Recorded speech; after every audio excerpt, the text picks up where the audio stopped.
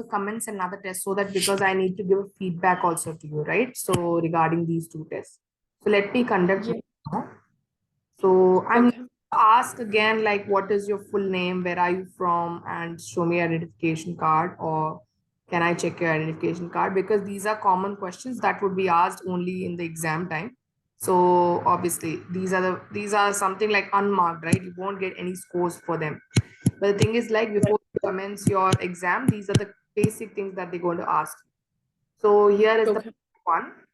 Uh, so let's talk about animals. Are there many animals or birds where you live? Why not? Yes.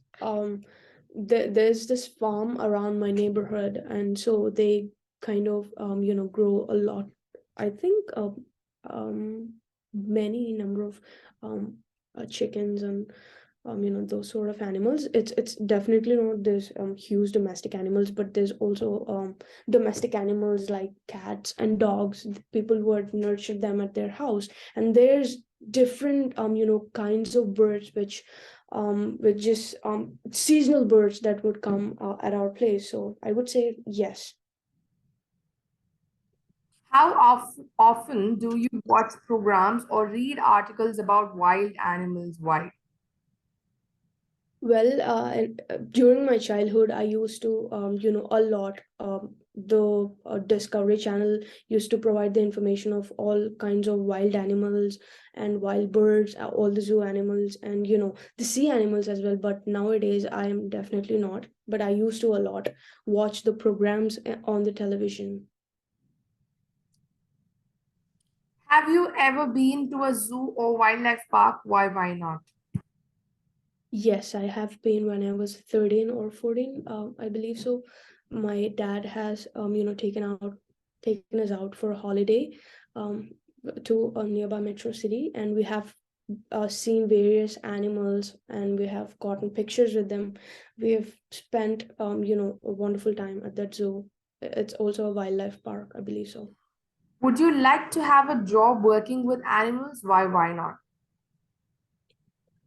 Well, as much as many people would like to say yes to this question, I personally am a little bit scared around animals, so I won't be comfortable around working with animals. So I wouldn't necessarily love, working with animals. So no, I couldn't. So let's get into the part two as we are done with the part one. So, part two, here you have described a website you use that helps you a lot in your work or studies. So, you can check the sub questions and you have 1 minute time to practice. Yes.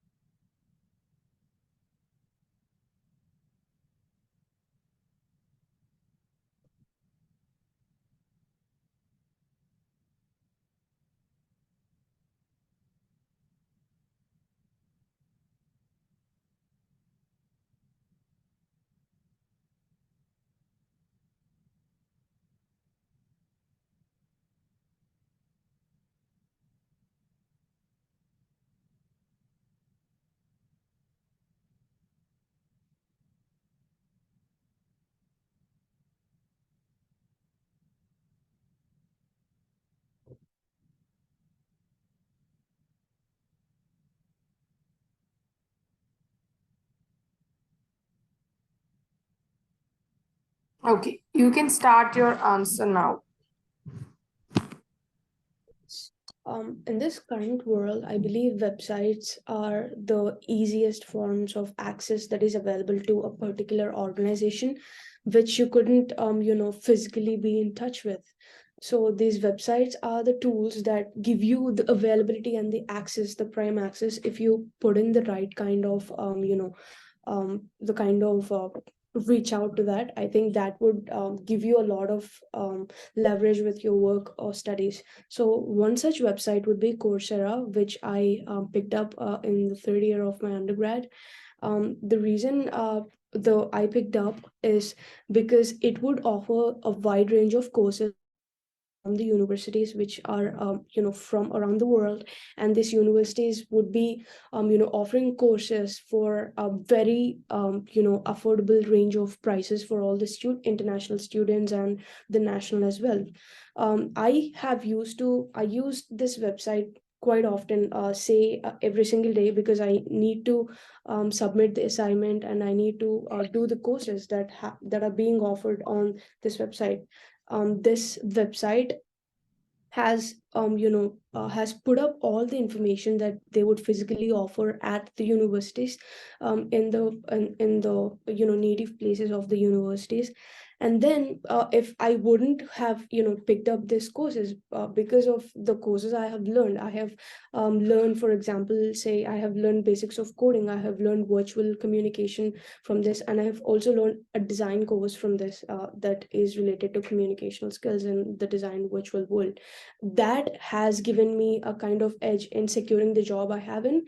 And also in the studies, while I was doing the courses, it has given me a little bit of practical insight for the job. So if this website wouldn't exist, I think it would have been a really challenging task for me to secure the job that I was doing at the moment. So this Coursera would be recommended to all the students, because it also provides financial aid for the students who can't afford to put in the price for the courses. Therefore, Let's get into the part three. Good. okay. So here the topic is the internet. Why do some people find the internet addictive? Well, I think whatever one could possibly think of, it is present on the internet. So if you want to learn something, it's from the beginning to the end. You can find it in the internet. So if you want to learn a course or a skill from the beginning to the end, so you get addictive because you want to learn all of that.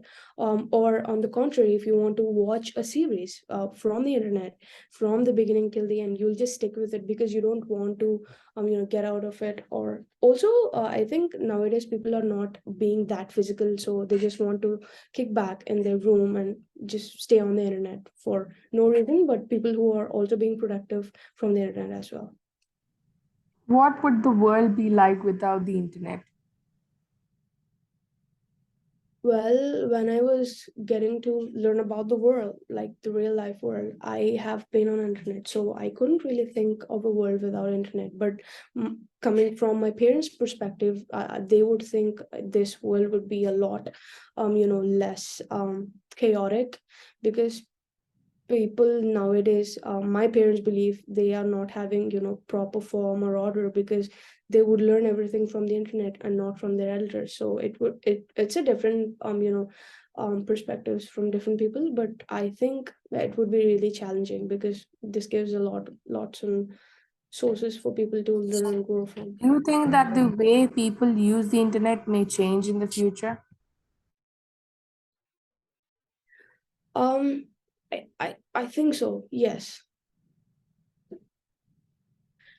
Because as the world is emerging, people's ideologies and people's way of getting and approaching different sort of things also emerge. So that's the reason internet is being used in changing different lives and giving scope to different youngsters, and providing valuable information in getting all the entrepreneurships to all the young people as well. So yes, people would definitely use the internet to grow and become successful in their lives. Personally, I think so. Let's get into another topic, that is social media websites. What are the ways that social media can be used for positive purposes?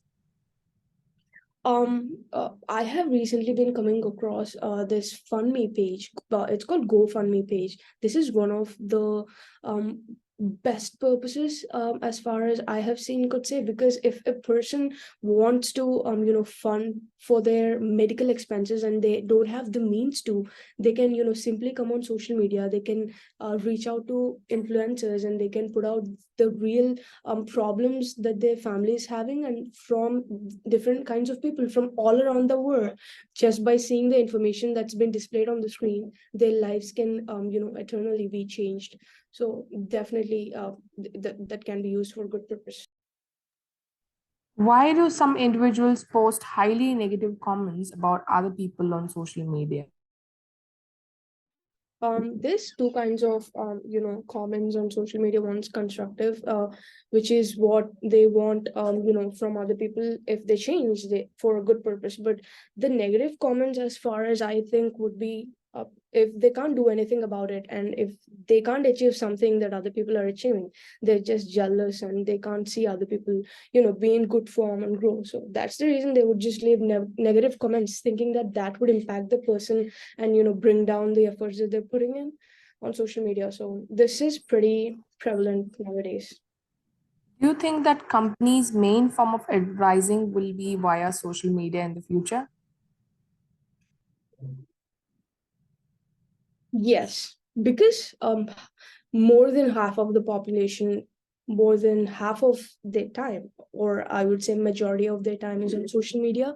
So that would be one of the relevant and most useful sources of reaching out to people, because even the elderly people or the youngsters or children, say, from all age groups, are being on the social media. So if one wants to reach out to people, it's definitely through social media nowadays, because people are picking up advertising and they're just looking for all sorts of reviews, and from there they're getting the products they want. So yes. Okay, yeah. So your exam is done, and overall, what I want to recommend, or what is the feedback that I'm going to give, is first, I will not tell you the score. First, I'll tell you the feedback. I'll explain, and then after that's done, then I'll give you the exact score.